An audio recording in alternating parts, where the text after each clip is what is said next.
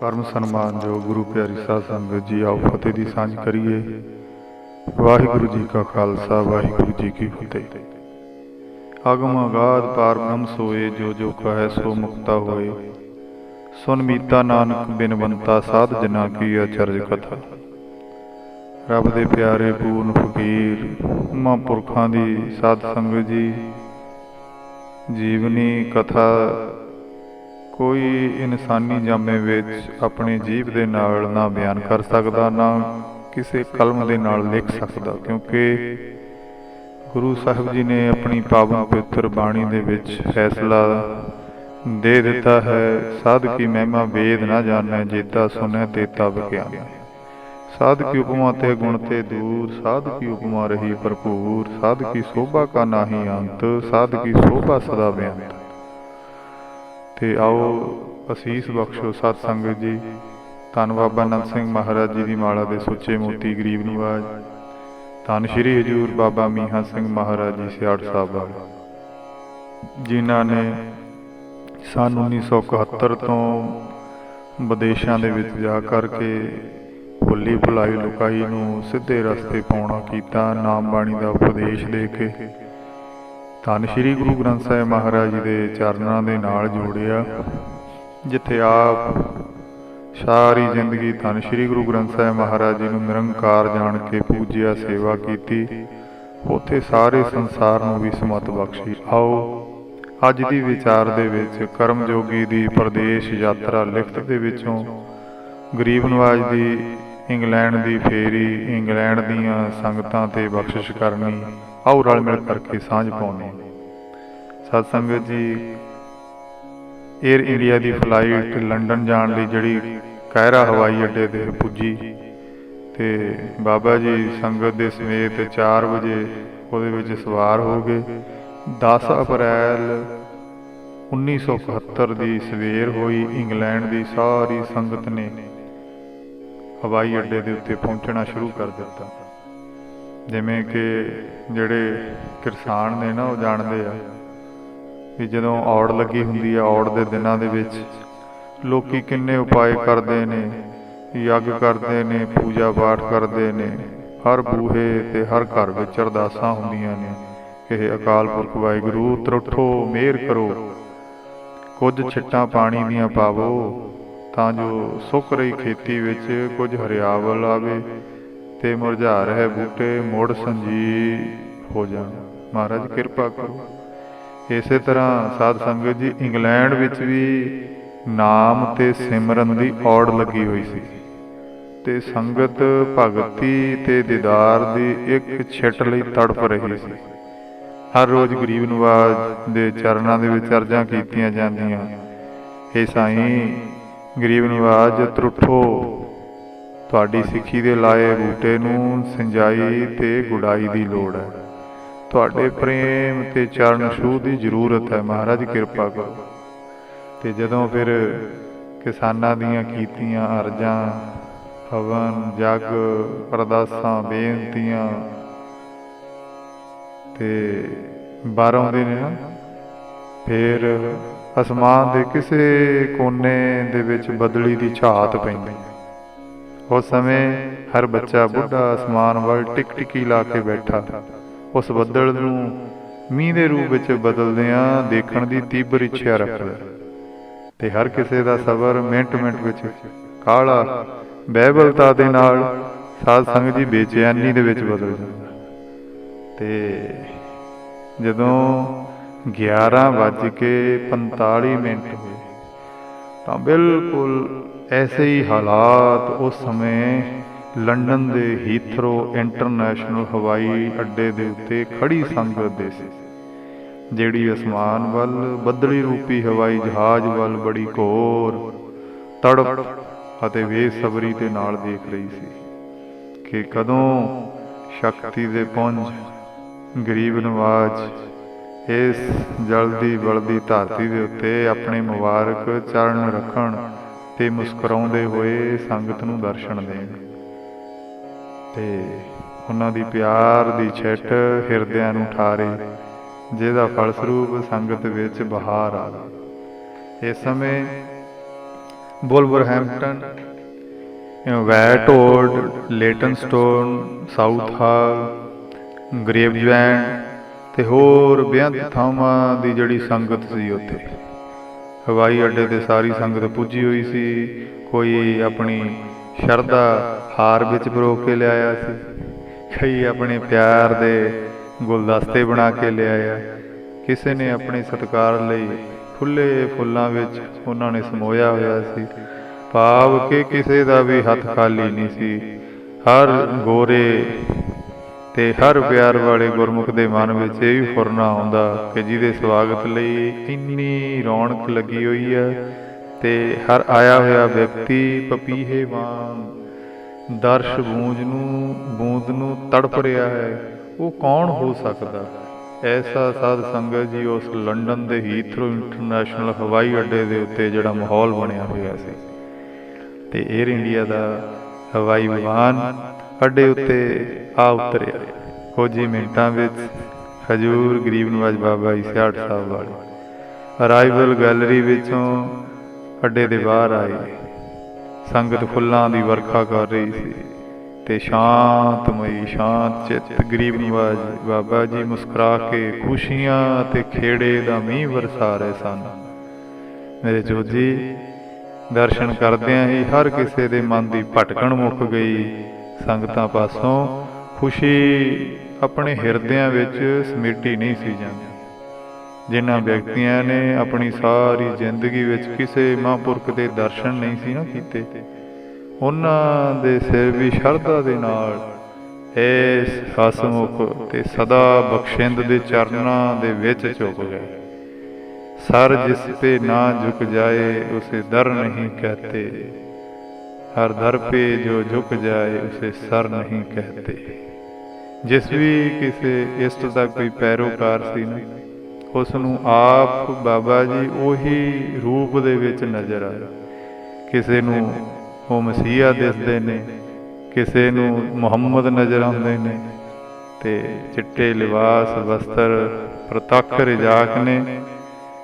ਅਤੇ ਉਸ ਸਮੇਂ ਦੱਸਦੇ ਨੇ ਵੀ ਭਾਈ ਸੋਹਣ ਸਿੰਘ ਜੀ ਉਹਨਾਂ ਦੀ ਕਾਰ ਦੇ ਵਿੱਚ ਆਸਣ ਦਾ ਅਤੇ ਸਾਈਂ ਦੀ ਯਾਦ ਦੇ ਵਿੱਚ ਆਪਣੇ ਘਰੇ ਉਹਨੇ ਭਾਈ ਸੋਹਣ ਸਿੰਘ ਨੇ ਸ਼੍ਰੀ ਅਖੰਡ ਪਾਠ ਸਾਹਿਬ ਪ੍ਰਾਰੰਭ ਪੂਰਨ ਗੁਰ ਮਰਿਆਦਾ ਅਨੁਸਾਰ ਜਿਹੜਾ ਸਟਰੂਟ ਕੈਂਟ ਦੇ ਵਿੱਚ ਆਰੰਭ ਕੀਤੇ ਹੋਏ ਸੀ।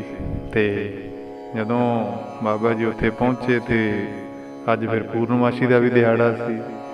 ਇਸ ਤਰ੍ਹਾਂ ਸਾਰੀ ਸੰਗਤ ਭਲੀ ਭਾਂਤ ਜਾਣਦੀ ਆ ਕਿ ਹਰ ਮਹੀਨੇ ਪੂਰਨਮਾਸ਼ੀ ਦੇ ਦਿਹਾੜੇ ਜਗਤ ਗੁਰੂ ਧੰਨ ਗੁਰੂ ਨਾਨਕ ਦੇਵ ਮਹਾਰਾਜ ਜੀ ਦਾ ਅਵਤਾਰ ਧਾਰਨ ਦਾ ਦਿਹਾੜਾ ਸਮਝ ਕੇ ਇਸ ਨਾਨਕਸਰ ਸੰਪਰਦਾ ਦੇ ਵਿੱਚ ਧੰਨ ਧੰਨ ਬਾਬਾ ਨੰਦ ਸਿੰਘ ਮਹਾਰਾਜ ਜੀ ਨੇ ਇਹ ਬਖਸ਼ੀਸ਼ ਸੰਗਤਾਂ ਦੀ ਝੋਲੀ ਪਾਈ ਹੋਈ ਸੀ। ਅਤੇ ਪੂਰਨਮਾਸ਼ੀ ਲਈ ਸਟਰੂਟ ਕੈਂਟ ਸੰਗਤ ਫਿਰ ਜੁੜਨੀ ਸ਼ੁਰੂ ਹੋ ਗਈ। ਸ਼ਾਮ ਦੇ 7 ਵਜੇ ਨਿਰੋਲ ਗੁਰਬਾਣੀ ਦੇ ਕੀਰਤਨ ਪ੍ਰਾਰੰਭ ਹੋ ਗਏ। ਉਪਰੰਤ ਰਹਿਰਾ ਸਾਹਿਬ ਸੋਦਾ ਰਹਿਰਾ ਸਾਹਿਬ ਦੇ ਪਾਠ, ਫਿਰ ਜਗਤ ਗੁਰੂ ਧੰਨ ਗੁਰੂ ਨਾਨਕ ਸਾਹਿਬ ਮਹਾਰਾਜ ਜੀ ਦੇ ਅਵਤਾਰ ਧਾਰਨ ਦੀ ਖੁਸ਼ੀ, ਪੂਰਨਮਾਸ਼ੀ ਦੇ ਸਮਾਗਮ ਮਨਾਉਂਦਿਆਂ ਹੋਇਆਂ ਸ਼੍ਰੀ ਅਖੰਡ ਪਾਠ ਸਾਹਿਬ ਜੀ ਦੇ ਜਿਹੜੇ ਭੋਗ ਪਾਏ ਗਏ, ਆਰਤੀ ਦੇ ਕੀਰਤਨ, ਗੁਰੂ ਸਾਹਿਬ ਜੀ ਦੀ ਸਾਧ ਸੰਗਤ ਜੀ ਹਜ਼ੂਰੀ ਵਿੱਚ ਹਾਜ਼ਰ ਨਾਜ਼ਰ ਗੁਰੂ ਨਾਨਕ ਨੂੰ ਜਾਣਦਿਆਂ ਹੋਇਆਂ ਮਹਾਰਾਜ ਜੀ ਦੇ ਉੱਤੇ ਫੁੱਲਾਂ ਦੀ ਵਰਖਾ ਸੰਗਤ ਵੱਲੋਂ। ਇਸ ਮਰਿਆਦਾ ਨੂੰ ਬਹੁਤ ਸੰਗੀਆਂ ਨੇ ਉਸ ਵਕਤ ਪਹਿਲੀ ਵਾਰੀ ਤੱਕਿਆ, ਦਰਸ਼ਨ ਕੀਤੇ। ਪੂਰਨਮਾਸ਼ੀ ਦੇ ਭੋਗ ਉਪਰੰਤ ਬਾਬਾ ਜੀ ਪਾਸ ਬੈਠ ਕੇ ਆਪਣੇ ਮਨ ਦੀ ਸ਼ੰਕਾ ਨਿਵਰਤ ਕੀਤੀ ਸੰਗਤਾਂ ਨੇ। ਕਵਨ ਗੁਣ ਪ੍ਰਾਨ ਪਤ ਮਿਲੋ ਮੇਰੀ ਮਾਈ, ਰੂਪਹੀਨ ਬੁੱਧ ਬਲਹੀਨੀ, ਮੋਹਿ ਪ੍ਰਦੇਸ਼ਨ ਦੂਰ ਤੇ ਆਈ। ਨਾ ਹਿਨ ਦਰਬ ਨ ਜੋਗਨ ਮਾਤੀ, ਮੋਹੇ ਅਨਾਥ ਕੀ ਕਰੋ ਸਮਾਈ। ਜਦੋਂ ਬੜੀ ਨਿਮਰਤਾ ਨਾਲ ਬਾਬਾ ਜੀ ਨੇ ਆਈ ਸਾਰੀ ਸੰਗਤ ਅੱਗੇ ਆਪਣਾ ਸੀਸ ਨਿਭਾ ਕੇ ਮੁਸਕਰਾਉਂਦਿਆਂ ਹੋਇਆਂ ਸਾਧ ਸੰਗਤ ਜੀ ਹੱਥ ਜੋੜ ਕੇ ਕਿਹਾ, ਪਤਾ ਕੀ ਕਿਹਾ ਉਸ ਵਕਤ? ਕਹਿੰਦੇ ਮੈਂ ਤਾਂ ਇਸ ਸਾਧ ਸੰਗਤ ਦੇ ਚਰਨ ਪਰਸਣ ਲਈ ਆਇਆ ਹਾਂ, ਮੈਨੂੰ ਆਪਣੇ ਚਰਨਾਂ ਦੀ ਧੂੜ ਬਖਸ਼ੋ ਭਾਈ, ਜਿਹਦਾ ਸਦਕਾ ਗੁਰੂ ਨਾਨਕ ਸਾਹਿਬ ਮੇਰੇ ਉੱਤੇ ਤਰੁੱਠਣ ਤੇ ਇਸ ਨਿਵਾਣੇ ਨੂੰ ਵੀ ਆਪਣੇ ਚਰਨਾਂ ਵਿੱਚ ਜੋੜ ਲੈਣ। ਇੰਨੀ ਨਿਮਰਤਾ, ਇੰਨੀ ਹਲੀਮੀ ਦੇ ਵਿੱਚ ਹੱਥ ਜੋੜ ਕੇ ਸੰਗਤ ਨੂੰ ਸਾਧ ਸੰਗਤ ਜੀ ਸੰਬੋਧਨ ਕਰਕੇ ਮਹਾਰਾਜ ਜੀ ਨੇ ਬਚਨ, ਤੇ ਐਡੀ ਹਲੀਮੀ ਨਿਮਰਤਾ ਸਾਦਗੀ ਤੱਕ ਹਰ ਵੱਡੇ ਛੋਟੇ ਦੀਆਂ ਅੱਖਾਂ ਸੱਜਲ ਹੋ ਗਈਆਂ। ਨਵੇਂ ਜੁੜੇ ਸੰਗੀਆਂ ਦਾ ਸਾਧ ਸੰਗਤ ਜੀ ਉਸਾਰਿਆ ਹੋਇਆ ਉਹ ਕਿਲਾ ਢੇਰੀ ਹੋਇਆ ਕਿ ਬਾਬਾ ਜੀ ਆਪਣੇ ਆਪ ਨੂੰ ਸਾਧ ਸੰਗਤ ਜੀ ਜਿਹੜੇ ਸਮਝਦੇ ਸੀਗੇ ਵੀ ਇਹ ਸੰਤ ਨੇ, ਰੱਬ ਸਰੂਪ ਸਮਝਦੇ ਨੇ, ਪਤਾ ਨਹੀਂ ਕਿਹੜੇ ਠਾਠ ਵਾੜ ਨਾਲ ਰੋਬ ਦਾਬ ਦੇ ਨਾਲ ਜਿਹੜੇ ਬਚਨ ਆਰੰਭ ਕਰਨਗੇ। ਤੇ ਉੱਥੇ ਨਿਮਰਤਾ ਨੂੰ ਜਦ ਤੱਕਿਆ ਨਾ, ਬਸ ਸੰਗਤ ਸਾਧ ਸੰਗਤ ਜੀ ਕਾਇਲ ਹੋ ਗਈ। ਨਿਮਰਤਾ ਸ਼ਾਂਤੀ ਦੇ ਪੁੰਜ। ਗਰੀਬ ਨਵਾਜ ਬਾਬਾ ਜੀ ਜਿਉਂ-ਜਿਉਂ ਬਚਨ ਕਰਦੇ ਗਏ ਤੇ ਤਿਉਂ-ਤਿਉਂ ਨਿਮਰਤਾ ਤੇ ਮਿਠਾਸ ਵੱਧਦੀ ਗਈ। ਸੁਣਨ ਵਾਲੇ ਮੋਮ ਦੇ ਬੁੱਤ ਬਣ ਗਏ। ਹਰ ਕਿਸੇ ਦੇ ਹਿਰਦੇ ਵਿੱਚ ਇਹੀ ਚਾਹ ਸੀ ਕਿ ਇਸ ਅਨੰਨ ਭਗਤ ਤੇ ਗੁਰੂ ਨਾਨਕ ਦੇ ਸੱਚੇ ਆਸ਼ਿਕ ਦੇ ਦਿਲ ਵਿੱਚੋਂ ਜੋ ਭਗਤੀ ਦਾ ਸੋਮਾ ਫੁੱਟ-ਫੁੱਟ ਕੇ ਨਿਕਲ ਰਿਹਾ ਹੈ, ਇਸ ਦਾ ਵੱਧ ਤੋਂ ਵੱਧ ਜਿਹੜਾ ਸਮਾਂ ਆਨੰਦ ਮਾਣੀ। ਸੰਗਤ ਸਾਧ ਸੰਗਤ ਜੀ ਬਾਬਾ ਜੀ ਦੇ ਮੋਲਕ ਬਚਨ, ਕਬੀਰ ਸਤਿਗੁਰ ਸੂਰਮੇ ਬਾਹਿਆ ਬਾਨ, ਜੋ ਏਕ ਲਾਗਤ ਹੀ ਭੋਏ ਗਿਰ ਪਰਿਆ ਪਰਾ ਕਰੇ ਦੇ ਸ਼ੇਕ। ਤੇ ਐਸੇ ਪਿਆਰ ਵਾਲਿਆਂ ਦੇ ਮੁਖ ਵਿੱਚੋਂ ਸਹਿ ਸੁਭਾਈ ਸੰਗਤ ਵਿੱਚੋਂ ਨਿਕਲ ਰਿਹਾ ਮਿੱਠ ਬੋਲੜਾ ਜੀ, ਹਰ ਸੱਜਣ ਸੁਆਮੀ ਮੋਰਾ। ਬਾਬਾ ਜੀ ਦੇ ਮੋਲਕ ਬਚਨ ਸਰਵਣ ਕਰਕੇ ਫਿਰ ਦਰਸ਼ਨ ਕਰਨ ਦੀ ਸਿੱਖ, ਫਿਰ ਬਚਨ ਸੁਣਨ ਦੀ ਚਾਹ ਦਿਲਾਂ ਵਿੱਚ ਲੈ ਕੇ ਸੰਗਤ ਆਪਣੇ ਆਪਣੇ ਘਰਾਂ ਨੂੰ ਚਲੀ ਗਈ। ਤੇ ਗਰੀਬ ਨਵਾਜ ਬਾਬਾ ਜੀ ਸਾਧ ਸੰਗਤ ਜੀ ਇਸ਼ਨਾਨ ਕਰਕੇ ਆਪਣੇ ਨਿਯਮ ਅਨੁਸਾਰ 12:15 ਵਜੇ ਰਾਤੀ ਧੰਨ ਗੁਰੂ ਨਾਨਕ ਸਾਹਿਬ ਮਹਾਰਾਜ ਦੇ ਚਰਨਾਂ ਨਾਲ ਜੁੜੇ।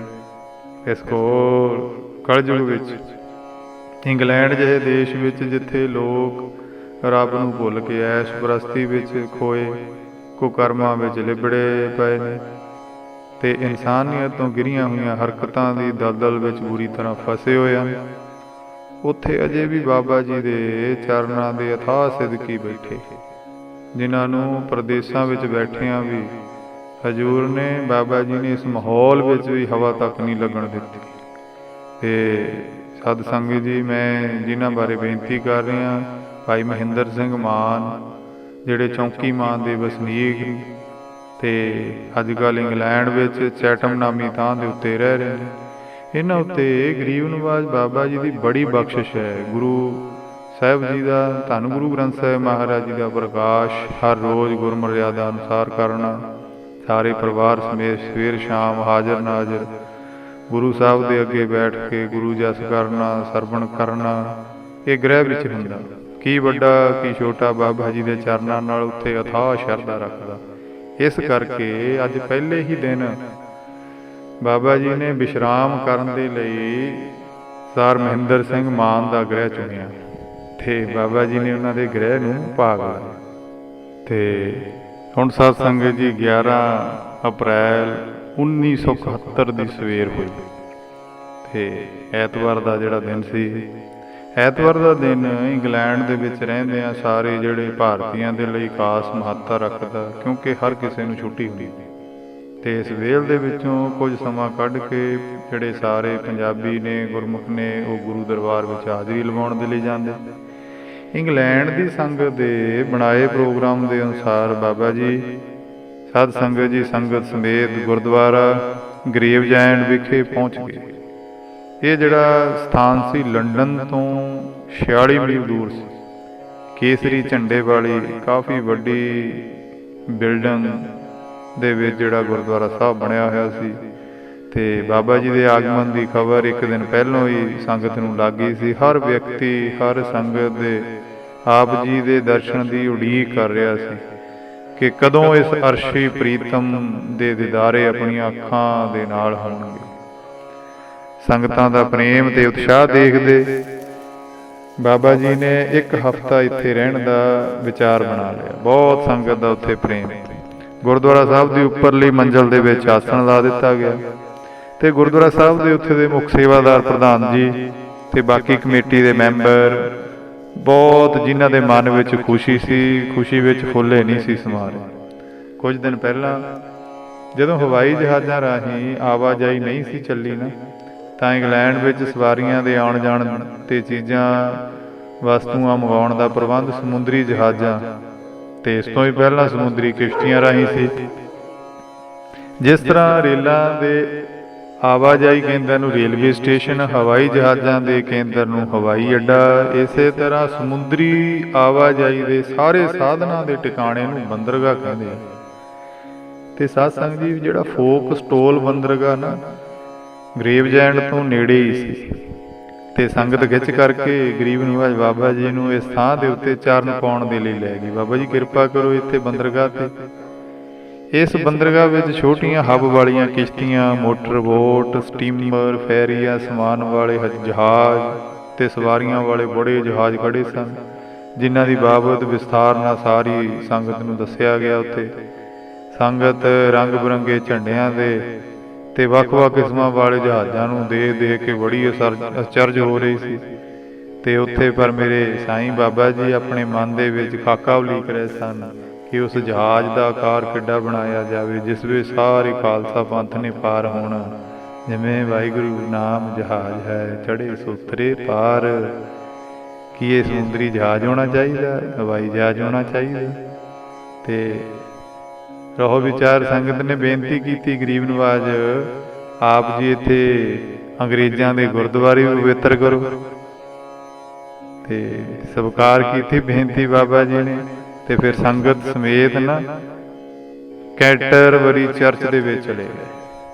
ਅੰਗਰੇਜ਼ਾਂ ਦੇ ਗੁਰਦੁਆਰੇ ਤੋਂ ਭਾਵ ਸੀ ਸਾਧ ਸੰਗਤ ਜੀ ਉਹਨਾਂ ਦਾ ਚਰਚ।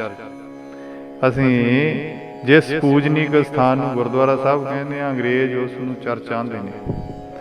ਅੰਗਰੇਜ਼ ਅਸੀਂ ਭਾਵੇਂ ਕੇਵਲ ਇੰਗਲੈਂਡ ਦੇ ਵਸਨੀਕਾਂ ਨੂੰ ਹੀ ਆਖਦੇ ਹਾਂ, ਪਰ ਚਰਚ ਈਸਾ ਮਤ ਦੇ ਪੈਰੋਕਾਰਾਂ ਦਾ ਵਿਸ਼ਵ ਪੱਧਰ ਦਾ ਅੱਖਰ ਹੈ। ਜਿਹੜਾ ਈਸਾ ਮਤ ਵਿੱਚ ਦੋ ਫਿਰਕੇ ਨੇ, ਇੱਕ ਰੋਮਨ ਕੈਥੋਲਿਕ ਅਤੇ ਦੂਸਰੇ ਪ੍ਰੋਟੈਸਟੈਂਟ।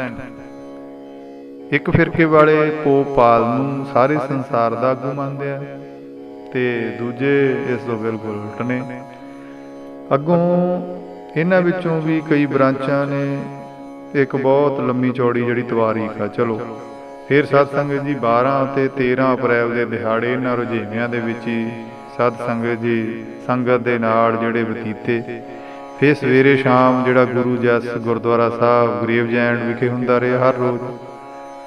ਭਾਵੇਂ ਬਾਹਰਲੇ ਦੇਸ਼ਾਂ ਦੇ ਵਿੱਚ ਇਹ ਰਿਵਾਜ ਬੜੇ ਚਿਰਾਂ ਤੋਂ ਹੀ ਆ ਵੀ ਛੋਟੇ ਬੱਚਿਆਂ ਦੇ ਜਨਮ ਦਿਨ ਮਨਾਉਣ ਦਾ, ਆਪਣੇ ਵੀ ਇੱਧਰ ਚੱਲਿਆ ਹੋਇਆ ਆਪਣੀ ਕੰਟਰੀ ਦੇ ਵਿੱਚ ਕਿਸ ਤਰ੍ਹਾਂ ਲੋਕ ਚਾਈਂ ਜਿਹੜਾ ਜਨਮ ਦਿਨ ਮਨਾਉਂਦੇ ਨੇ। ਜੇ ਕਿਸੇ ਬੱਚੇ ਦਾ ਜਨਮ ਦਿਨ ਮਨਾਉਣ ਦੀ ਖੁਸ਼ੀ ਇੱਕ ਪਰਿਵਾਰ ਵਿੱਚ ਹੋ ਸਕਦੀ ਹੈ, ਤਾਂ ਖਾਲਸਾ ਪੰਥ ਦੇ ਜਨਮ ਦਿਨ ਸਾਧ ਸੰਗਤ ਜੀ ਉਹਦੀ ਜਿਹੜੀ ਮਨਾਉਣ ਦੀ ਚਾਹ ਸਾਰੇ ਜਗਤ ਵਿੱਚ ਕਿੰਨੀ ਹੋਊਗੀ।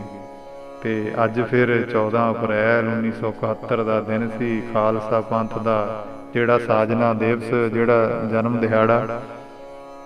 ਭਾਵੇਂ ਹਰ ਸਾਲ ਜਿਹੜੀ ਵਿਸਾਖੀ ਆ ਉਹ 13 ਅਪ੍ਰੈਲ ਨੂੰ ਹੀ ਆਉਂਦੀ ਆ, ਪਰ ਇਸ ਸਾਲ 14 ਅਪ੍ਰੈਲ ਦੀ ਸੀ। ਇਸ ਬਾਰੇ ਸਿੱਖ ਸੰਪਰਦਾਵਾਂ ਦੇ ਕਈਆਂ ਮੁਖੀਆਂ ਦੇ ਜਿਹੜੀਆਂ ਵਿਚਾਰਾਂ ਹੁੰਦੀਆਂ, ਬਾਬਾ ਜੀ ਦੇ ਪਾਸ ਆ ਕੇ ਵੀ ਇਸ ਬਾਰੇ ਬੇਨਤੀ ਕੀਤੀ, ਸੱਚੇ ਪਾਤਸ਼ਾਹ ਇਸ ਸਾਲ ਵਿਸਾਖੀ 14 ਤਰੀਕ ਦੀ ਕਿਉਂ ਹੈ?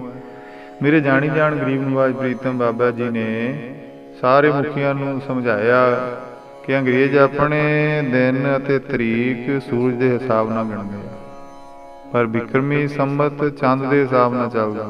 ਤਿੱਥਾਂ ਤੇ ਲੌਂਦਾਂ ਗਿਣ ਕੇ ਕੁਝ ਮਿੰਟਾਂ ਦਾ ਫਰਕ ਰਹਿ ਜਾਂਦਾ। ਅੰਗਰੇਜ਼ੀ ਸਾਲਾਂ ਵਿੱਚ ਭਾਵੇਂ ਲੀਪ ਦੇ ਦਿਨ ਪੈ ਜਾਂਦੇ ਆ, ਪਰ ਫਿਰ ਵੀ ਬਹੁਤ ਸਾਲਾਂ ਵਿੱਚ ਇੱਕ ਦਿਨ ਦਾ ਫਰਕ ਫਿਰ ਵੀ ਰਹਿ ਜਾਂਦਾ। ਤੇ ਇਸ ਸਾਲ ਸਾਧ ਸੰਗਤ ਜੀ ਜਿਸ ਨੂੰ ਵਿਸਾਖੀ ਵਿੱਚ ਆ ਕੇ ਫਿਰ ਕੱਢਦੇ ਨੇ, ਇਸ ਸਾਲ ਵਿਸਾਖੀ 14 ਅਪ੍ਰੈਲ ਦੀ ਆਈ ਹੈ। ਤਾਂ ਹੀ ਸਾਰੇ ਸੁਣਨ ਵਾਲੇ ਅਚਰਜ ਦੇ ਵਿੱਚ ਡੁੱਬ ਕੇ ਇਹ ਸਾਰਾ ਵਿਖਿਆਨ ਵੀ ਨਾ ਤਾਂ ਕਦੀ ਕਿਸੇ ਕਿਤਾਬ ਵਿੱਚ ਪੜ੍ਹਿਆ, ਪਰ ਹਜ਼ੂਰ ਨੇ ਤਾਂ ਸਕਿੰਟਾਂ ਦੇ ਵਿੱਚ ਹੀ ਸਾਰੀ ਗਿਣਤੀ ਮਿਣਤੀ ਕਰਕੇ ਦੱਸ ਦਿੱਤੀ। ਇਸ ਨਿਰਇੱਛਤ ਫਕੀਰ ਦੀ ਸਾਰੀ ਉਮਰ ਪਿੰਡਾਂ ਵਿੱਚ ਹੀ ਲੰਘੀ ਸੀ। ਇਸ ਲਈ ਮਨ ਵਿੱਚ ਇਹ ਇੱਛਾ ਉੱਠੀ ਸੀ ਕਿ ਅੱਜ ਵਿਸਾਖੀ ਦੇ ਦਿਨ ਇੰਗਲੈਂਡ ਦੇ ਪਿੰਡ ਦੇਖੇ ਜਾਣ। ਅਜੇ ਫੁਰਨਾ ਹੀ ਕੀਤਾ ਸੀ ਗਰੀਬ ਨਿਵਾਜ ਬਾਬਾ ਜੀ ਨੇ।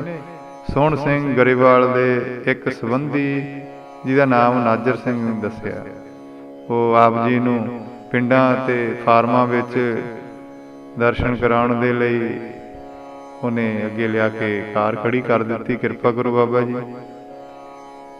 ਇਸ ਦੇਸ਼ ਦੇ ਪਿੰਡ ਕੀ ਹਨ, ਬਸ ਇਹ ਤਾਂ ਵੈਸ ਦਾ ਇੱਕ ਨਮੂਨਾ ਹੀ ਆ। ਹਰ ਘਰ ਨੂੰ ਸੜਕ ਜਾਂਦੀ ਹੈ, ਹਰ ਬੂਹੇ ਅੱਗੇ ਕਾਰ ਖੜੀ ਹੈ, ਹਰ ਮਕਾਨ ਵਿੱਚ ਟੈਲੀਫੋਨ ਲੱਗਿਆ, ਖੁੱਲੀ ਹਵਾ, ਸੋਹਣਾ ਵਾਤਾਵਰਨ। ਕਈ ਵਾਰੀ ਸ਼ਹਿਰਾਂ ਵਾਲੇ ਵੀ ਇਸ ਜ਼ਿੰਦਗੀ ਨੂੰ ਤਰਸਦੇ ਨੇ। ਪਿੰਡਾਂ ਦੇ ਬਾਹਰ ਫਰਮਾਂ ਵਿੱਚ ਬਿਨਾਂ ਆਗਿਆ ਕੋਈ ਜਾ ਨਹੀਂ ਸਕਦਾ। ਸਤ ਸੰਗਤ ਜੀ, ਫਿਰ ਇਸੇ ਤਰ੍ਹਾਂ 15 ਅਪ੍ਰੈਲ 1971 ਦੀ ਸਵੇਰ ਹੋ ਗਈ। ਸਵੇਰ ਦਾ ਦੀਵਾਨ ਫਿਰ ਗੁਰਦੁਆਰਾ ਸਾਹਿਬ ਵਿਖੇ ਸਜਾਇਆ ਗਿਆ। ਸਾਧੂ ਰਮਤੇ ਭਲੇ ਤੇ ਪਾਣੀ ਵਹਿਤੇ ਭਲੇ। ਇਹਦੇ ਅਖਾਣ ਦੇ ਅਨੁਸਾਰ ਸੰਗਤ ਨੇ ਪਾਰਲੀਮੈਂਟ ਬਿਲਡਿੰਗ ਤੇ ਵੈਸਟ ਜਿਹੜਾ ਮਿਨਿਸਟਰ ਬ੍ਰਿਜ ਦੇਖਣ ਦੇ ਲਈ ਕਮਰ ਕਸੇ ਕਰ ਲਏ। ਬੇਨਤੀ ਕੀਤੀ ਬਾਬਾ ਜੀ ਨੂੰ, ਬਾਹਰੋਂ ਆਈ ਚੀਜ਼ ਵਸਤ ਨੂੰ ਸ਼ਹਿਰ ਤੱਕ ਪਹੁੰਚਾਉਣ ਦੇ ਲਈ ਸਮੁੰਦਰ ਦੀ ਗਹਿਰੀ ਤਹਿ ਦੇ ਪਾਣੀ ਤੋਂ ਲੈ ਕੇ ਇੱਕ ਬੜੇ ਵਿਸ਼ਾਲ ਆਕਾਰ ਵਿੱਚ ਦਰਿਆ ਬਣਾਇਆ ਹੋਇਆ, ਜਿਸ ਨੂੰ ਥੇਮਜ਼ ਰਿਵਰ ਆਖਦੇ ਹਨ। ਤੇ ਲੰਡਨ ਦੀ ਆਬਾਦੀ ਦੇ ਦੋਹਾਂ ਕੰਢਿਆਂ ਉੱਤੇ ਸਾਰੇ ਸੰਸਾਰ ਉੱਤੇ ਰਾਜ ਕਰਨ ਵਾਲੀ ਕੌਮ ਨੇ ਆਪਣੀ ਪਾਰਲੀਮੈਂਟ ਇਸ ਥੇਮਜ਼ ਦਰਿਆ ਦੇ ਕੰਢੇ ਉੱਤੇ ਬਣਾਈ ਹੋਈ ਹੈ। ਪਾਰਲੀਮੈਂਟ ਬਿਲਡਿੰਗ ਐਡੇ ਆਕਾਰ ਵਿੱਚ ਬਣੀ ਹੋਈ ਹੈ ਕਿ ਦੇਖਣ ਵਾਲਾ ਅਚਰਜ ਰਹਿ ਜਾਂਦਾ। ਤੇ ਸਤ ਸੰਗਤ ਜੀ, ਜਿਹੜੀ ਪਾਰਲੀਮੈਂਟ ਬਿਲਡਿੰਗ ਦੇਖਣ ਤੋਂ ਮਗਰੋਂ ਗਰੀਬ ਨਿਵਾਜ ਬਾਬਾ ਜੀ ਹਾਈਡ ਪਾਰਕ ਦੇਖਣ ਦੇ ਲਈ ਚਲੇ ਗਏ। ਇਹ ਪਾਰਕ 230 ਏਕੜ ਦੇ ਵਿੱਚ ਬਣਿਆ ਹੋਇਆ ਤੇ ਇਹ ਲੰਡਨ ਦਾ ਕੇਂਦਰੀ ਹਿੱਸਾ। ਇੱਥੋਂ ਜਿੱਥੋਂ ਤੱਕ ਨਜ਼ਰ ਜਾਂਦੀ ਹੈ ਹਰਾ ਘਾਹ ਹੀ ਨਜ਼ਰ ਆਉਂਦਾ, ਜਿਸ ਤਰ੍ਹਾਂ ਮਖਮਲ ਦਾ ਗਲੀਚਾ ਵਿਛਿਆ ਹੋਇਆ। ਤੇ ਕਿਤੇ ਕਿਤੇ ਛਾਂ ਵਾਲੇ ਦਰਖਤ ਹਨ, ਫੁੱਲਾਂ ਉੱਤੇ ਵੀ ਜੋਬਨ ਆਇਆ ਹੋਇਆ ਸੀ, ਜਿਨ੍ਹਾਂ ਦਾ ਸੁਹੱਪਣ ਦੇਖ ਕੇ ਅੱਖਾਂ ਚੁੰਧਿਆ ਰਹੀਆਂ ਸਨ।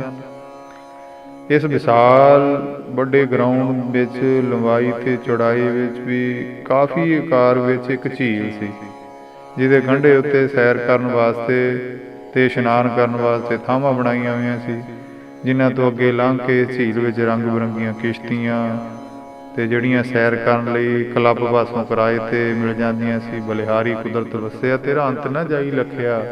ਉਸ ਕਾਦਰ ਦੀ ਸਿਫਤ ਕਰਦੇ ਹੋਏ ਮੇਰਾਂ ਦੇ ਸਾਈਂ ਗਰੀਬ ਨਿਵਾਜ ਬਾਬਾ ਜੀ ਇੱਕ ਕਿਸ਼ਤੀ ਵਿੱਚ ਬਿਰਾਜਮਾਨ ਹੋ ਕੇ ਝੀਲ ਵਿੱਚ ਕੁਝ ਸਮਾਂ ਸੈਰ ਕਰਦੇ ਰਹੇ। ਆਪ ਕਿਸ਼ਤੀ ਵਿੱਚ ਬੈਠ ਕੇ ਗੁਰੂ ਗੁਰੂ ਜਪ ਰਹੇ ਸੀ ਤੇ ਸੰਗਤ ਆਪ ਜੀ ਦੇ ਦਾਰੇ ਕਰਕੇ ਅੱਖਾਂ ਤ੍ਰਿਪਤ ਕਰ ਰਹੀ ਸੀ। ਕਿਸ਼ਤੀ ਤੋਂ ਉਤਰ ਕੇ ਹਜੂਰ ਮੁਸਕਰਾਏ ਕਹਿਣ ਲੱਗੇ, ਚਲੋ ਗੁਰਮੁਖੋ ਹੁਣ ਆਸਣ ਤੇ ਚੱਲੀਏ। ਪਰ ਸੰਗਤ ਦੇ ਵਿੱਚੋਂ ਫਿਰ ਸੱਜਣਾ ਨੇ ਬੇਨਤੀ ਕੀਤੀ, ਗਰੀਬ ਨਿਵਾਜ ਇੱਥੋਂ ਨੇੜੇ ਹੀ ਸਾਇੰਸ ਦੀ ਖੋਜ ਲਈ ਇੱਕ ਸਾਇੰਸ ਮਿਊਜ਼ੀਅਮ ਬਣਾਇਆ ਹੋਇਆ, ਜੇ ਆਪ ਆਗਿਆ ਦਿਓ ਤਾਂ ਸੰਗਤ ਦਾ ਵਿਚਾਰ ਆ ਉੱਥੇ ਜਾਣ ਦਾ। ਇਸ ਬੇਨਤੀ ਨੂੰ ਬਾਬਾ ਜੀ ਨੇ ਪ੍ਰਵਾਨ ਕਰ ਲਿਆ। ਇਸ ਸਾਇੰਸ ਦੇ ਕੇਂਦਰ ਵਿੱਚ ਜਿੱਥੋਂ ਤੱਕ ਇੱਥੋਂ ਦੀ ਸਰਕਾਰ ਦੀ ਵਾਹ ਲੱਗੀ, ਆਦ ਤੋਂ ਅੰਤ ਤੱਕ ਹਰ ਚੀਜ਼ ਦਿਖਾਉਣ ਦਾ ਯਤਨ ਕੀਤਾ ਹੋਇਆ। ਜੇ ਹੱਲ ਰੱਖਿਆ ਹੈ ਸ਼ੁਰੂ ਤੋਂ ਚੌ ਮੁੰਨਿਆਂ ਤੋਂ ਲੈ ਕੇ ਵਰਤਮਾਨ ਦੇ ਨਵੇਂ ਖੇਤੀ ਦੇ ਸਾਧਨਾਂ ਤੱਕ, ਕਾਰਾਂ ਤੇ ਹਵਾਈ ਜਹਾਜ਼, ਸੰਮਤ ਵਾਰ ਰੱਖੇ ਹੋਏ ਨੇ। ਅੰਗਰੇਜ਼ੀ ਦੀ ਪੁਰਾਣੀ ਤੋਂ ਪੁਰਾਣੀ ਲਿਖਤ ਤੇ ਜਿਹੜੀ ਵੀ ਮਿਲ ਸਕੀ ਉਹ ਵੀ ਸੰਮਤ ਵਾਰ, ਅੱਖਰਾਂ ਦਾ ਫਰਕ ਤੇ ਭਿੰਨ ਭੇਦ ਸਮਝਾ ਕੇ ਰੱਖੀ ਹੋਈ ਹੈ। ਹਰ ਸੰਸਾਰੀ ਨੂੰ ਇਹ ਸਮਝਾਉਣ ਦੀ ਉੱਥੇ ਕੋਸ਼ਿਸ਼ ਕੀਤੀ ਹੋਈ ਹੈ ਕਿ ਅਸੀਂ ਕਿੱਥੇ ਸੀ, ਕਿੱਥੇ ਉੱਪੜ ਗਏ। ਬੜੀ ਗੌਰ ਨਾਲ ਇਹ ਸਾਰੀਆਂ ਚੀਜ਼ਾਂ ਦੇਖ ਕੇ ਗਰੀਬ ਨਿਵਾਜ ਹਜੂਰ ਬਾਬਾ ਜੀ ਚੁੱਪਚਾਪ ਆ ਕੇ ਕਾਰ ਦੇ ਵਿੱਚ ਵਿਰਾਜਮਾਨ ਹੋ ਗਏ ਤੇ ਜਿਹੜੀ ਫਿਰ ਸੰਗਤ ਦੇ ਸਮੇਤ ਗਰੇਵਜੈਨ ਗੁਰਦੁਆਰਾ ਸਾਹਿਬ ਨੂੰ ਚੱਲ ਪਈ। 16 ਅਪ੍ਰੈਲ 1971 ਦੀ ਸਵੇਰ ਦਾ ਦੀਵਾਨ ਗੁਰਦੁਆਰਾ ਸਾਹਿਬ ਵਿਖੇ ਸਜਾਉਣ ਤੋਂ ਉਪਰੰਤ ਬਾਬਾ ਜੀ ਆਸਣ ਉੱਤੇ ਆ ਕੇ, ਜਿਹੜਾ ਗੁਰਦੁਆਰਾ ਸਾਹਿਬ ਦੀ ਚਾਰ ਦੀਵਾਰੀ ਦੇ ਵਿੱਚ ਹੀ ਸੀ, ਨਿਤਨੇਮ ਕੀਤਾ। ਹੁਕਮ ਪਛਾਣੈ ਸੋ ਇੱਕੋ ਜਾਣੈ, ਬੰਦਾ ਕਹੀਏ ਸੋਈ। ਬਾਬਾ ਜੀ ਨੰਬਰਦਾਰ ਅਵਤਾਰ ਸਿੰਘ ਜਿਹੜੇ ਆਂਡਰੂ ਵਾਲੇ ਸੀ ਨਾ, ਉਹਨੂੰ ਮੋਢੇ ਤੋਂ ਫੜ ਕੇ ਕਹਿਣ ਲੱਗੇ, ਨੰਬਰਦਾਰਾ, ਜਿੰਨੇ ਦਿਨ ਅਸੀਂ ਇੰਗਲੈਂਡ ਵਿੱਚ ਆ ਨਾ, ਤੂੰ ਸਾਡੇ ਨਾਲ ਹੀ ਰਹੀ। ਉਸਨੇ ਦੋਵੇਂ ਹੱਥ ਜੋੜ ਕੇ 7 ਵਚਨ ਗਰੀਬ ਨਿਵਾਜ ਆਖਿਆ ਤੇ ਸੰਗਤ ਕਾਰਾਂ ਵਿੱਚ ਬੈਠ ਕੇ ਨੈਸ਼ਨਲ ਮੈਰੀਟਾਈਮ ਮੈਮੋਰੀਅਲ ਦੇਖਣ ਦੇ ਲਈ ਫਿਰ ਚਾਲੇ ਪਾ ਦਿੱਤੇ। ਇਸ ਥਾਂ ਉੱਤੇ ਚੰਦ ਤਾਰਿਆਂ ਦੀ ਚਾਲ ਤੇ ਦਿਨ ਰਾਤ ਦੀ ਗਰਦਿਸ਼ ਬਾਰੇ ਬੜੀ ਵਿਸਥਾਰ ਨਾਲ ਸਮਝਾਇਆ ਹੋਇਆ ਸੀ। ਫਿਰ ਸ਼ਾਮ ਦਾ ਦੀਵਾਨ ਨਿਤਨੇਮ ਅਨੁਸਾਰ ਸ਼ਾਮੀ 6 ਵਜੇ ਉੱਥੇ ਹੀ ਗੁਰਦੁਆਰਾ ਸਾਹਿਬ ਜਿਹੜਾ ਗ੍ਰੇਵਜੈਂਡ ਉੱਥੇ ਆਰੰਭ ਹੋਇਆ।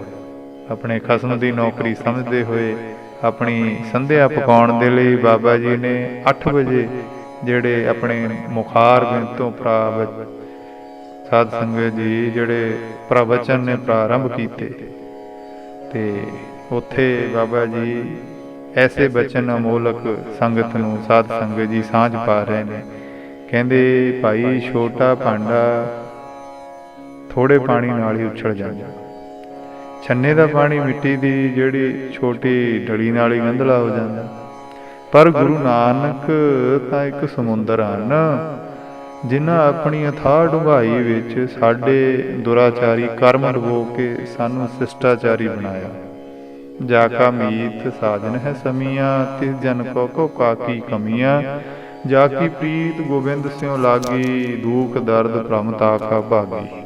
ਆਓ ਗੁਰਮੁਖੋ, ਅਸੀਂ ਵੀ ਗੁਰੂ ਚਰਨਾਂ ਨਾਲ ਸੱਚਾ ਰਿਸ਼ਤਾ ਗੰਢੀਏ ਤੇ ਸੰਸਾਰੀ ਦੁੱਖਾਂ ਕਲੇਸ਼ਾਂ ਤੋਂ ਮੁਕਤੀ ਜਿਹੜੀ ਪ੍ਰਾਪਤ ਕਰੀਏ।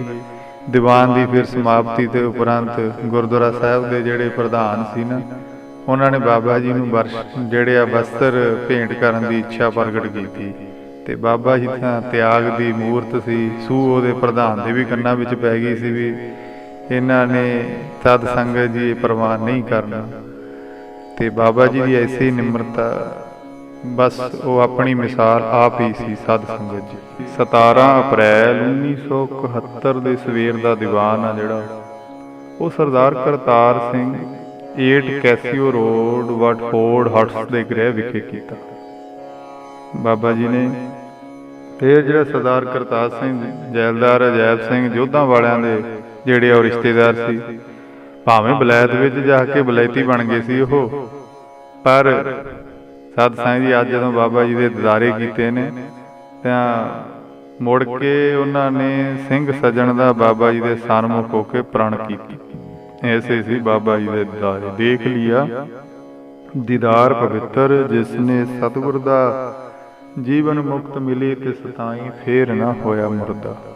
ਜਿਸ ਤਰ੍ਹਾਂ ਮਾਲੀ ਨੂੰ ਸੁੱਕੇ ਬੂਟੇ ਵਿੱਚ ਹਰੀ ਕਰੂੰਬਲ ਫੁੱਟੀ ਦੇਖ ਕੇ ਖੁਸ਼ੀ ਹੁੰਦੀ ਹੈ ਨਾ, ਇਸੇ ਤਰ੍ਹਾਂ ਹਜ਼ੂਰ ਵੀ ਬੜੇ ਪ੍ਰਸੰਨ ਹੋਏ ਕਿ ਸਾਡੇ ਆਇਆਂ ਦਾ ਮਿਸ਼ਨ ਸੰਗਤ ਨੇ ਕਬੂਲਿਆ। ਭਾਈ ਸਿੱਖੀ ਸੁਰਜੀਤ ਹੋਣ ਲੱਗੀ। ਇੰਗਲੈਂਡ ਦੀ ਸਾਰੀ ਸੰਗਤ ਨੇ ਬਾਬਾ ਜੀ ਦੇ ਪ੍ਰਤਾਪ ਦਾ ਦ੍ਰਿਸ਼ ਦੇਖ ਕੇ ਉਪਮਾ ਕਰਨੀ ਸ਼ੁਰੂ ਕੀਤੀ। ਸਰਦਾਰ ਕਰਤਾਰ ਸਿੰਘ ਹੋਰਾਂ ਦੇ ਘਰ ਕੀਰਤਨ ਕਰਨ ਮਗਰੋਂ 1 ਘੰਟਾ ਲੰਡਨ ਦੀ ਸੰਘਣੀ ਆਬਾਦੀ ਦੇ ਸੈਫਰਬੁਸ਼ ਦੇ ਗੁਰਦੁਆਰਾ ਸਾਹਿਬ ਵਿੱਚ ਬਾਬਾ ਜੀ ਨੇ ਸਾਧ ਸੰਗਤ ਜੀ ਦਰਸ਼ਨ ਦਿਦਾਰੇ ਬਖਸ਼ਿਸ਼ ਕੀਤੇ। ਸ਼ਾਮ ਦਾ ਦੀਵਾਨ ਗੁਰਦੁਆਰਾ ਸਿੰਘ ਸਭਾ ਸਾਊਥ ਹਾਲ ਵਿਖੇ ਸਜਿਆ ਤੇ ਆਪ ਜੀ ਦਾ ਆਸਣ ਆ ਜਿਹੜਾ ਉਹ ਡਾਕਟਰ ਕਰਤਾਰ ਸਿੰਘ ਦੇ ਸੁਪੁੱਤਰ ਹਰਮਿੰਦਰ ਸਿੰਘ ਦੇ ਗ੍ਰਹਿ 110 ਹੈਮਰਜ ਰੋਡ ਉੱਤੇ ਸੀ।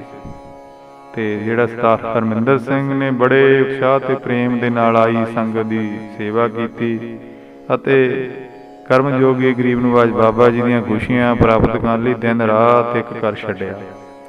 ਤੇ ਜਿਹੜੀ ਮਲਕਾ ਐਲਜ਼ਾਬੈਥ ਦੋਇਮ ਦੀ ਮਾਂ ਦੀ ਰਿਹਾਇਸ਼ ਵਿੰਡਰਸ ਕੈਂਸਲ ਦੇ ਵਿੱਚ ਹੈ। ਇਹ ਜਿਹੜਾ ਕਿਲ੍ਹਾ ਇੰਗਲੈਂਡ ਦੀ ਪ੍ਰਸਿੱਧ ਪਾਰਕ ਵਿੰਡਸਰ ਪਾਰਕ ਵਿੱਚ ਹੈ।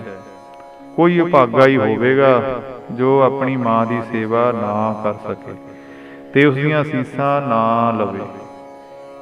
ਇਸ ਪਾਰਕ ਦੇ ਕਿਲ੍ਹੇ ਦੀ ਸਰਕਾਰ ਆ ਜਿਹੜੀ ਉਹ ਰਖਵਾਲੀ ਕਰਦੀ ਆ। ਕਹਿਣ ਤੋਂ ਭਾਵ ਸਰਕਾਰ ਦੇ ਅੰਡਰ ਆ ਇਹ ਪਾਰਕ ਵਿੱਚ ਫੁੱਲਾਂ ਦੀ ਭਰਮਾਰ, ਸੈਰ ਕਰਨ ਲਈ ਲੋੜੀਂਦੀਆਂ ਸੜਕਾਂ, ਝੀਲਾਂ ਤੇ ਉਸ ਵਿੱਚ ਕਿਸ਼ਤੀਆਂ, ਬੜੇ ਹੀ ਦਿਲ ਖਿੱਚਵੇਂ ਨਜ਼ਾਰੇ ਹਨ ਜਿਨ੍ਹਾਂ ਨੂੰ ਦੇਖਣ ਦੇ ਲਈ ਹਰ ਵਿਦੇਸ਼ੀ ਨੂੰ ਖਿੱਚ ਹੁੰਦੀ ਹੈ।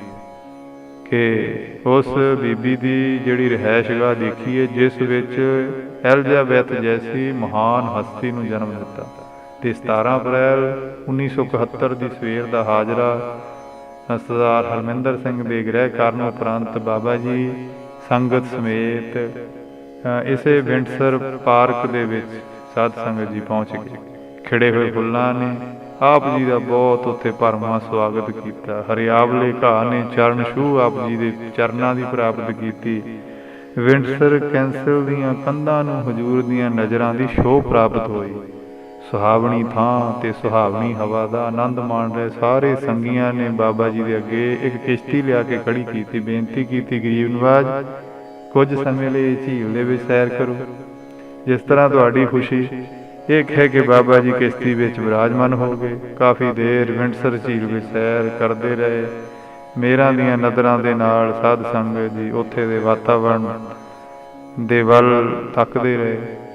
ਤੇ ਜਿਹੜਾ ਬਾਬਾ ਜੀ ਦਾ ਆਸਣ ਸੀ ਨਾ, ਫਿਰ ਉਹ ਸਾਊਥ ਹਾਲ ਦੇ ਵਿੱਚ ਹੀ ਸੀ ਤੇ ਹਾਈਡ ਪਾਰਕ ਇਹਦੇ ਬੜੀ ਨੇੜੇ ਹੀ ਪੈਂਦੀ ਸੀ, ਜਿਸ ਕਰਕੇ ਸੰਗਤ ਹਜ਼ੂਰ ਨੂੰ 20 ਅਪ੍ਰੈਲ 1971 ਨੂੰ ਇਸ ਪਾਰਕ ਦੇ ਵਿੱਚ ਲੈ ਗਏ। ਬਾਬਾ ਜੀ ਕਿਰਪਾ ਕਰੋ, ਇੱਥੇ ਵੀ ਆਪ ਜੀ ਨਵਾਜੋ। ਭਾਵੇਂ ਇਹ ਥਾਂ ਆਪ ਜੀ ਨੇ ਦੇਖੀ ਹੋਈ ਸੀ ਪਰ ਸੰਗਤ ਦੇ ਪ੍ਰੇਮ ਨੂੰ ਮੋੜਿਆ ਨਹੀਂ। ਪਾਰਕ ਦਿਆਂ ਫੁੱਲਾਂ ਨਾਲੋਂ ਵੀ ਵੱਧ ਅੱਜ ਆਪ ਜੀ ਖਿੜੇ ਹੋਏ ਨਜ਼ਰ ਆ ਰਹੇ ਸੀ, ਜਿਨ੍ਹਾਂ ਨੂੰ ਦੇਖ ਕੇ ਸੰਗਤ ਵਿੱਚ ਖੇੜਾ ਹੀ ਖੇੜਾ ਦਿਖਾਈ ਦਿੰਦਾ। ਇਹਨਾਂ ਫੁੱਲਾਂ ਦੇ ਬੂਟਿਆਂ ਨਾਲੋਂ ਜ਼ਿਆਦਾ ਲਗਨ ਬਾਬਾ ਜੀ ਦੀ ਗੁਰੂ ਜਸ ਵਿੱਚ ਸੀ, ਜਿਹਦਾ ਸ਼ਾਮ ਦਾ ਵੇਲਾ ਹੋ ਗਿਆ, ਸਮਾਂ ਹੋ ਗਿਆ ਸੀ। ਤੇ ਸੰਗਤ ਬਾਬਾ ਜੀ ਦੇ ਸਮੇਤ ਫਿਰ ਜਦੋਂ ਵੇਲਾ ਹੋ ਗਿਆ, ਸਾਊਥ ਹਾਲ ਗੁਰਦੁਆਰਾ ਸਾਹਿਬ ਵਿਖੇ ਪਰਤ ਆਏ। 21 ਅਪ੍ਰੈਲ 1971 ਸਵੇਰ ਦਾ ਦੀਵਾਨ ਗੁਰਦੁਆਰਾ ਸਾਊਥ ਹਾਲ ਉੱਥੇ ਹੀ ਸਜਾਉਣ ਤੋਂ ਬਾਅਦ ਗਰੀਬ ਨਵਾਜ ਬਾਬਾ ਜੀ ਕੁਝ ਉਪਰਾਮ ਤੇ ਚਿੰਤਾਤਰ ਬੈਠੇ ਰਹੇ, ਪਰ ਕਿਸੇ ਨੂੰ ਇਹ ਸਮਝ ਨਹੀਂ ਸੀ ਪੈ ਰਹੀ ਕਿ ਸਦਾ ਮੁਸਕਰਾਉਂਦੇ ਰਹਿਣ ਵਾਲੇ ਸਵਾਮੀ ਅੱਜ ਇੰਨੇ ਗੰਭੀਰ ਕਿਉਂ ਹਨ। ਤੇ ਪਲ ਦੋ ਪਲ ਚੁੱਪ ਰਹਿਣ ਮਗਰੋਂ ਆਪ ਜੀ ਦੀ ਰਸਨਾ ਤੋਂ ਸੁੱਤੇ ਸਿੱਧ ਨਿਕਲ ਗਿਆ। ਕਾਸ਼ ਇਨਸਾਨ ਵਿੱਚ ਖੁਦਗਰਜੀ ਨਾ ਹੁੰਦੀ, ਜਿਸ ਦੇ ਕਾਰਨ ਸਿੱਖ ਕੌਮ ਦੇ ਵਿੱਚ ਵਿਸ਼ਵਾਸਘਾਤੀ ਪੈਦਾ ਹੋਏ, ਜਿਨ੍ਹਾਂ ਨੇ ਸਾਰੀ ਦੁਨੀਆ ਤੇ ਰਾਜ ਕਰਨ ਵਾਲੀ ਕੌਮ ਨੂੰ ਸਦੀਆਂ ਤੱਕ ਗੁਲਾਮੀ ਦੀਆਂ ਬੇੜੀਆਂ ਵਿੱਚ ਜਕੜ ਦਿੱਤਾ।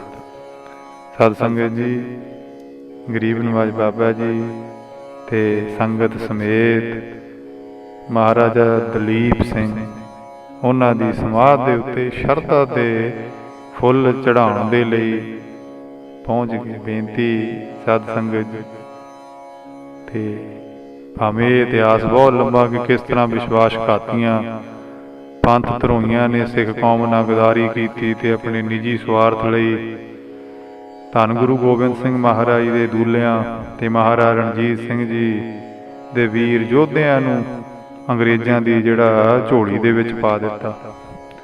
ਤੇ ਸਤ ਸੰਗਤ ਜੀ, ਬਾਬਾ ਜੀ ਜਦੋਂ ਉਸ ਸਮਾਧ ਦੇ ਉੱਤੇ ਪਹੁੰਚੇ, ਬਲਿਹਾਰੇ ਜਾਈਏ ਤੇਰੀਆਂ ਤੂੰ ਹੀ ਜਾਣੇ, ਆਪਣੀ ਮਾਤ ਭੂਮੀ ਦੀ ਛੋਹ ਨੂੰ ਤੜਪ ਤੜਪ ਕੇ ਸਵਾਸ ਤਿਆਗਣ ਵਾਲੀ ਦੇਹ ਨੂੰ ਮੁਕਤੀ ਦੇਣ ਦੇ ਲਈ ਗਰੀਬ ਨਵਾਜ ਨੂੰ ਕਿੰਨੀ ਦੂਰ ਆਉਣਾ ਪਿਆ। ਸਾਡੇ ਵਿੱਚ ਇੰਨੀ ਬੁੱਧ ਕਿੱਥੇ ਕਿ ਇਹ ਸਮਝ ਸਕੀਏ ਕਿ ਉਸ ਦੀ ਰੂਹ ਨੇ ਇਕਾਗਰ ਮਨ ਇਸ ਫਕੀਰ ਦੇ ਚਰਨਾਂ ਵਿੱਚ ਅੰਤਮ ਸਮੇਂ ਜਦੋਂ ਇਹ ਸਿੱਖ ਰਾਜ ਦੀ ਸੁਲਗ ਦੀ ਜੋਤ ਬੁਝ ਰਹੀ ਸੀ ਤੇ ਸ਼ੇਰੇ ਪੰਜਾਬ ਮਹਾਰਾਜਾ ਰਣਜੀਤ ਸਿੰਘ ਜੀ ਦੀ ਜੀਵਤ ਆਖਰੀ ਨਿਸ਼ਾਨੀ ਇਹ ਸੰਸਾਰ ਦੀਆਂ ਅੱਖਾਂ ਅੱਗੋਂ ਉੱਠ ਰਹੀ ਸੀ, ਕਿਸ ਧਾਰਨਾ ਤੇ ਕਿਸ ਸਰੂਪ ਦੀ ਕਲਪਨਾ ਵਿੱਚ ਅਰਦਾਸ ਕੀਤੀ ਹੋਵੇ। ਉਸ ਸਾਧ ਸੰਗਤ ਜੀ ਸਿਦਕੀ ਨਾਲ ਉਸ ਜਾਮੇ ਵਿੱਚ ਇਹ ਜਾਮਾ ਧਾਰ ਕੇ ਉਧਾਰ ਕਰਨ ਦਾ ਸਾਈਂ ਨੇ ਕਿੰਨਾ ਪੱਕਾ ਵਾਅਦਾ ਕੀਤਾ ਹੋਵੇ। ਅੱਜ ਉਸ ਨਾਲ ਕੀਤਾ ਹੋਇਆ ਪ੍ਰਣ ਸਿਰੇ ਚਾੜਿਆ ਬਾਬਾ ਜੀ ਨੇ। ਮਹਾਰਾਜ ਦਲੀਪ ਸਿੰਘ ਜੋ ਸੁਪੁੱਤਰ ਸੀ ਸ਼ੇਰੇ ਪੰਜਾਬ ਮਹਾਰਾਜਾ ਰਣਜੀਤ ਸਿੰਘ ਜੀ ਦਾ, ਉਹਨਾਂ ਦੀ ਸਮਾਧੀ ਨੂੰ ਬਾਬਾ ਜੀ ਨੇ ਆਪਣੇ ਮੁਬਾਰਕ ਜਿਹੜੇ ਆ ਚਰਨਾਂ ਦੀ ਛੋਹ ਦਿੱਤੀ ਤੇ ਸ਼ਰਧਾ ਦੇ ਫੁੱਲ ਉੱਥੇ ਭੇਟ ਕੀਤੇ। ਇਸ ਐਲ ਪਈ ਦੇਹ ਨੂੰ ਮੁਕਤ ਕਰਕੇ ਸਦੀ ਭਰ ਤੋਂ ਰੁਲ ਰਹੀ ਉਸ ਦੀ ਫਾਈਲ ਦੇ ਉੱਤੇ ਆਪਣੀ ਮੋਹਰ ਲਾ ਦਿੱਤੀ। ਗਰੀਬ ਨਵਾਜ ਬਾਬਾ ਜੀ ਦੇ ਚਰਨਾਂ ਵਿੱਚ ਬੇਨਤੀ ਕਰਦੇ ਆ ਸਾਰੇ, ਬਾਬਾ ਜੀ ਸਾਨੂੰ ਭੁੱਲੇ ਭਟਕਿਆਂ ਨੂੰ ਇਸੇ ਜਾਮੇ ਵਿੱਚ ਬਖਸ਼ ਲਿਓ। ਇੰਨੀ ਦੇਰ ਮਿੱਟੀ ਵਿੱਚ ਰੁਲਿਆ ਨਹੀਂ ਜਾਣਾ। ਜੇ ਕਿਸੇ ਸੰਗੀ ਦਾ ਸਿਦਕ ਹੀ ਪਰਖਣਾ ਹੈ ਤਾਂ ਕੌਲ ਕਰਨ, ਜਿਸ ਤਰ੍ਹਾਂ ਬਾਬਾ ਜੀ ਆਪ ਜੀ ਨੇ ਦਲੀਪ ਸਿੰਘ ਨਾਲ ਕੀਤਾ ਹੈ। ਹਮ ਔਗਣ ਭਰੇ ਗੁਣ ਨਾਹੀ, ਅੰਮ੍ਰਿਤ ਛਾੜ ਵਿਖੇ ਵਿਖਾਈ, ਮਾਇਆ ਮੋਹ ਭਰਮ ਪੈ ਭੂਲੇ, ਸੋਧਾ ਰਸ ਪ੍ਰੀਤ ਲਗਾਈ, ਇੱਕ ਉੱਤਮ ਪੰਥ ਸੁਣਿਓ ਗੁਰ ਸੰਗ, ਤਹਿ ਮਿਲੰਤ ਜਮ ਤਰਾਸ ਮਿਟਾਈ, ਇੱਕ ਅਰਦਾਸ ਪਾਠ ਕੀਰਤ ਕੀ, ਗੁਰੂ ਰਾਮਦਾਸ ਰਾਖੋ ਸ਼ਰਣਾਈ।